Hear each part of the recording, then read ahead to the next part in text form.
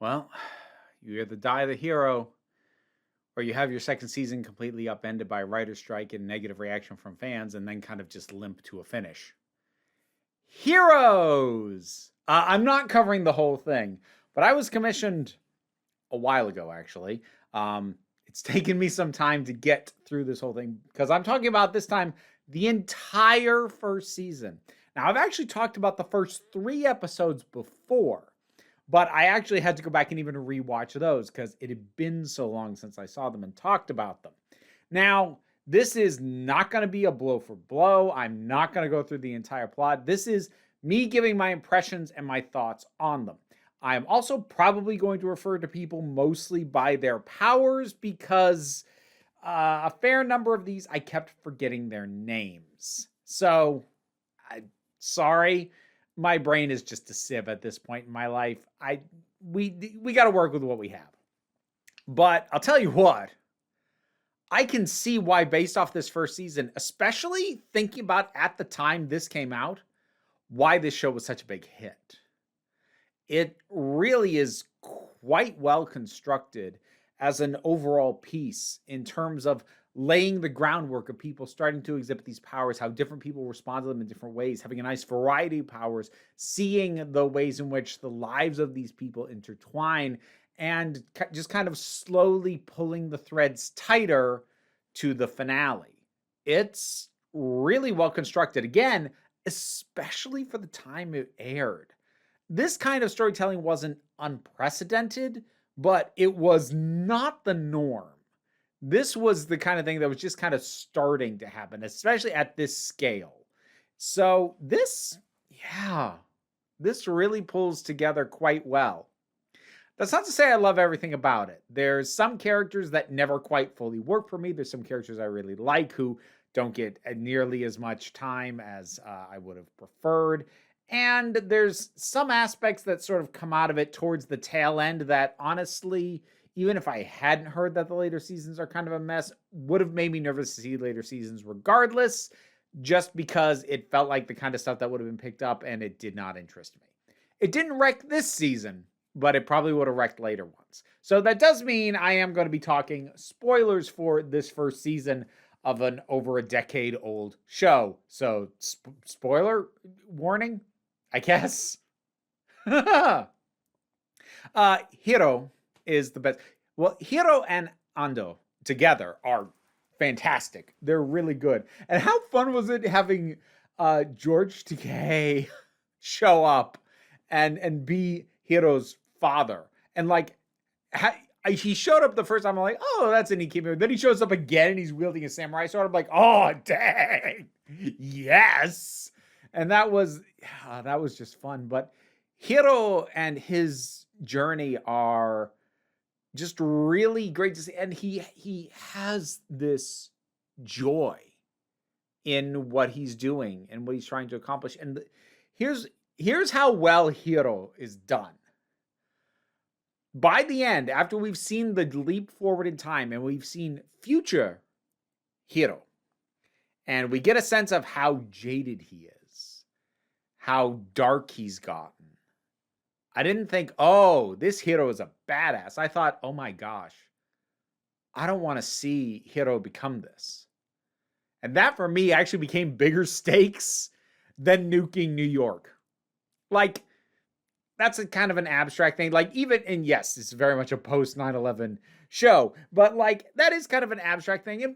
And while I have called out things like planetary destruction before, like, this thing centralizes it and makes it absolutely clear how horrifying that is. It gives it the weight it needs. Because when I go off on things like Guardians of the Galaxy 3 for completely destroying a planet, my issue is not that the planet was destroyed. My issue was that that was done without giving it the proper weight of how many people you just killed. It's the callousness that ticks me off. This absolutely gives it the full and proper weight for the idea of the bomb itself, for the sense we get from when we jump to the future and people are living in the wake of that. Like, we get a real good sense of the stakes. But honestly, I was way more concerned, like, no, don't break my precious time travel boy. That ended up mattering to me more than the bomb going off. I mean, the man going off technically. Yeah, like, you know what I mean. Uh, he's great. And like the thing is, Hiro needed to be so perfectly tuned and so perfectly endearing because he could have been real cringeworthy. Like the level of enthusiasm, if it was not balanced just right, I could have been rolling my eyes and be like, oh gosh, more of this. But no, he's great. He's so good. A character who I loved and really would have liked to have seen more of, surprise, surprise, uh, Christopher Eccleston as the Invisible Man. He was great. I ended up liking the cheerleader a fair bit. She held my interest a lot more than I thought she was going to. Her dad, who I just tend to think of as the company man, Bennett, I think was his name. Maybe I'll remember some of these names. He was interesting. I didn't find him as interesting as I think the show was kind of banking on him being, but he was interesting. His conflict between his, at least initially, belief in what he did as a job, but also trying to protect his daughter. So yeah, no, he was interesting. I didn't quite gel with the psychic cop, as much as the show wanted me to. I didn't dislike him, but he was just like, okay, yeah, this guy again. I found Nikki fascinating. Her overall dynamic with her husband and with her kid it felt a little bog standard, but like her personal conflict, like, and just the logistics between her and Jessica. Was it Jessica or Jennifer? Her and her other side. But I really thought Nikki was quite fascinating. And also just, especially for the time, a lot of interesting nuance for a sex work character. I mean, it does have the classic trap of especially a lot of media at the time, which is that she's doing it because she's desperate and she really needs the money because no person would actually engage in that kind of work willingly, or it's got to be desperation. There's that. But she is granted quite a bit of agency because they don't do the stuff of like she's got a pimp or she's being bullied into it because of a boyfriend, or so. Like for the time it was made, she's a more fleshed out and more respected character than I'm used to seeing a sex worker character get from that period in time. If it was coming out today, I'd have a lot more criticisms, but I remember what TV was like at the time. I'm like, yeah, no, that's not too bad. And I just found her really interesting besides. So she was really good. I'll tell you what ones consistently interested me the least, and this had to do with what I said about the thing that I was like, oh, that's going to be what turns me off the show overall if I were to keep watching, which I don't currently plan to. Like, it took me long enough just to get through this. But the Petrellis. So Peter, I don't want to say the actor's bad. He has this kind of awkward sense to him that makes sense for the character, but I never found him particularly engaging. Like, a lot of times my eyes kind of slid off him.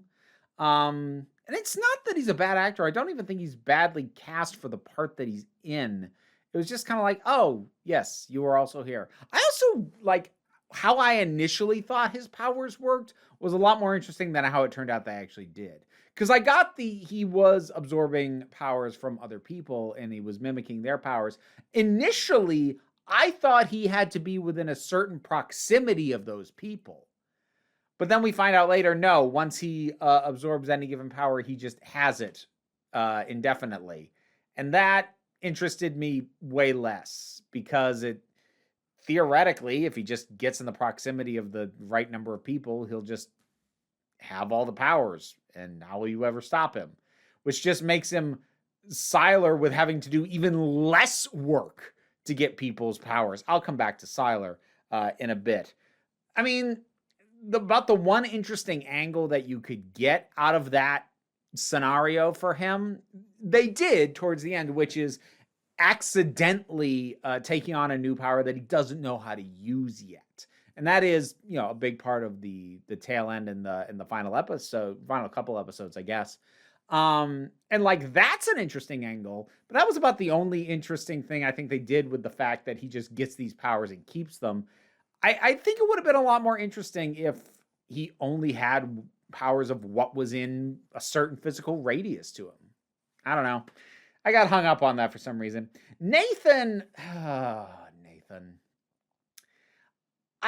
He also was like oddly unengaged. I think they were trying to play the character in this weird middle ground where it seemed like he could equally be a hero or a villain by the end of the seasons. And I get why they did that, but as a result, I just didn't find him that engaging. He felt like, dude, just be something, because you're kind of this weird middle bland thing a lot of the time where you're wobbling back and forth. You're like unflavored Jello. God, that's a weird comparison. But what I meant when I said, the sort of tying to the Petrellis and stuff that makes me kind of go, as we got closer to the end, and more people, we find out, like, not only know about people with powers, but like are planning the specific events. Stuff like Linderman, who, like, it's Malcolm McDowell. I do like him, but like his nature in the story, and it turns out like, oh, he's planning things. Then we find out Nathan and Peter's mother is in on it, and we find out the guy that Peter was treating in hospice earlier, like he was in on it. Like that level of conspiracy, like people know, and it's all planned. Like, first of all, a lot of that stuff just doesn't hold up logistically. I don't think this has that much of that problem, especially when you have certain characters who literally see the future. But I will say it's far less interesting. I would have felt it was a lot more interesting to just have it be fate, bad luck, and not like in a people standing around and go, it is fate, but like that sense of tragedy of these people coming together, barreling towards something horrible, not because it's orchestrated, not because anyone's enabling it, not because it's planned, because this stuff just happens. Horrible things happen. And sometimes that's just the way it goes. And I would have just found that more interesting. It's one of those cases where, like, you over-explained. Like, the way all these characters are coming together, you don't have to explain it and justify it as much as you did, because you're actually making it less interesting to me by doing that. So there was that. And it doesn't, as I said, though, at the beginning, it doesn't really do too much to impact this season, but I suspect that kind of thing probably overtakes the later seasons. I said I was going to come back to Sylar. I don't really like Sylar all that much. I find him pretty generic as far as villains go. There's basically only 2 episodes where he comes across as interesting to me. One is the scene where we get the first flashback where he first encounters Mohinder's father, and seeing him go through that sort of internal journey of thinking, oh, I'm special, and then realizing, or at least thinking at the time, wait, I'm not, but you told me I was. You told me I was special. I can't just go back. Like, I got that. I could connect to that. But the problem was that was just used to basically justify a pretty generic, yes, I am evil kind of character. And the other episode is the one where he goes and sees his mother. And while it's a little overplayed, villains, oh, they have bad relationships with parents, or they have bad parents, or what have you. But it was for most of it grounded enough that it felt really human. And it was a good, and it let Zachary Quinto act, other than just, give murder eyes at everybody, which is what he's doing most of the time. And I don't blame Quinto. He's a decent enough actor. I just don't think the material is very strong. I don't find him to be a very compelling villain. And again, like in that one episode with his mother, it got really close to being interesting because he had this whole thing of like legitimately getting scared about what he might do and trying to find anyone to sort of help him get off the path he felt he was on. And he turned to his mother, which that was probably a bad idea, But then at the end of that, it's just like he's embraced nihilism and like, well, I will be the bad guy and I will kill lots of people, even though like an episode before he was like, why would I do that? Why? Like everything I do is about elevating myself. I don't just kill people randomly. Why would I do that? And then after an episode of nonsense with his mother, it's just like, well, I will do that. Dude, no. So I didn't super love him.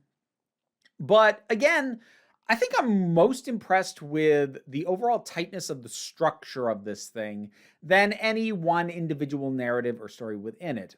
Hiro accepted, because he's wonderful and amazing and brilliant. And, you know, so, like I said, some characters I did enjoy more than others. And I know I haven't gone over every character. I didn't really talk about Isaac, the drug addict who, could paint the future. I didn't really talk about Ted, the nuclear man. There's the shape-shifting lady. There's a handful of characters I didn't really talk about because they were all fine. They were fine.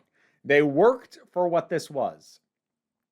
And I definitely see why this had a ton of momentum coming off the back of this series. And the thing is, because it lasted longer, I think a lot of people point to Lost as like kicking off a whole sort of wave of shows that are like, ooh, here's your really intriguing hook, and don't you want to see more while we introduce characters and ooh, intrigue. And Lost did start before this, I think, I'm pretty sure. And one could even argue this first season was made in the wake of Lost, but this like brings a lot more answers up front. Honestly, this first season is a pretty complete viewing experience. Yeah, it sets up stuff to be picked up in the second season, but this works complete as its own story. And I would say that remembering how big a deal this show was at the time, yeah, I think Lost, if all of the things that came after it had been, had that sort of, well, this isn't quite working, maybe one or two season kind of feel to a lot of them, I'm not sure we would have gotten as many things trying to be Lost. I think a lot of them were also trying to be heroes, or at least season one of Heroes, from my understanding of what happened later on, and aspiring to be that. No, I get it. This is pretty good. And if I'd watched it as it aired at the time, this being as good as it was, I probably would have stuck through a few more seasons hoping it would be this good again. But, unless somebody pays me, I don't intend to check out the remaining seasons, because I know basically only first one seems to be beloved, and because of that, I'm not sure actually how well remembered the show is. I mean, obviously, people who watched it at the time remember, but like, is it anything that gets talked about or is a point of reference, even for people who didn't see it, like something like Lost kind of is? I don't know. It's good, though. Heroes, first season. What did you think about this? Have you ever seen it? How long ago was it? How bad are the later seasons? Whatever your thoughts are, drop something down in the comments. Let's talk about it. Patreon pays the bills. It's how I was commissioned to review this, and I am trying to catch up on them. I'm hoping I can do better at catching up now that I've finally gotten this off my plate. It took a little while. Yeah.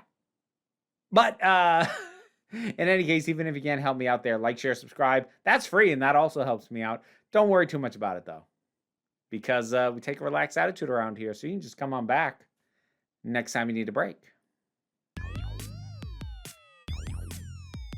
Massive thanks to my Patreon supporters, and in particular, I want to thank Robin Moore, Zubin Lutfullah, Turok, the thing that goes doink in the anime, Ruth, Oliver B., Solitary Pictures, Ulrich Bogdan, Melinda Walters, Jen, Leotha Boyd, Auntie Kate 808, Becky Sparks, Fernabilax the Poodle, Robin Powell, Tracy Scrabbit, Angry Kasparov, Adam R.D.L. Taylor, David Hall, Shayla Gourlay, and Rosalind Bennett.